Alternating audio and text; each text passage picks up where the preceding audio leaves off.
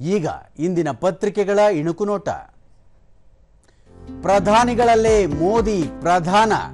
ಸುದೀರ್ಘಾವಧಿ ಪ್ರಧಾನಿಗೆ ವಿಶ್ವ ನಾಯಕರು, ಸಂಪುಟದ ಸಹೋದ್ಯೋಗಿಗಳ ಅಭಿನಂದನೆ.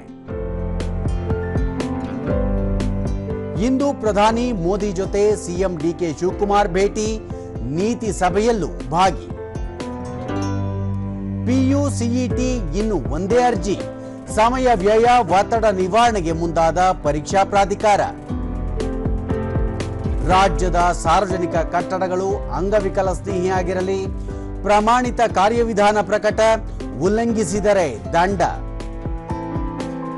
ಇಂದಿನಿಂದ ಫುಟ್ಬಾಲ್ ವಿಶ್ವಕಪ್ ಜ್ವರ ಆರಂಭ, ತಂಡಗಳ ಸಂಖ್ಯೆ 32ರಿಂದ 48ಕ್ಕೆ ಏರಿಕೆ. ಇವು ಇಂದಿನ ಪತ್ರಿಕೆಗಳ ಪ್ರಮುಖ ಸುದ್ದಿ. ಉಳಿದಂತೆ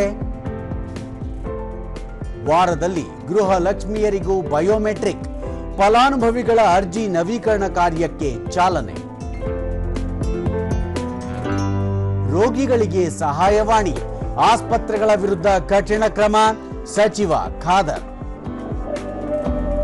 ವೈಯಕ್ತಿಕ ಮಾಹಿತಿ ಪಡೆಯಲು ಆರ್ಟಿಐ ಬಳಕೆ ಸಲ್ಲ, ಅಧಿಕಾರಿಗಳಿಗೂ ಗೌಪ್ಯತೆಯ ಹಕ್ಕಿದೆ, ಮೂರನೇ ವ್ಯಕ್ತಿಗೆ ಬಹಿರಂಗ ಸಾಧ್ಯವಿಲ್ಲ ಎಂದ ಹೈಕೋರ್ಟ್.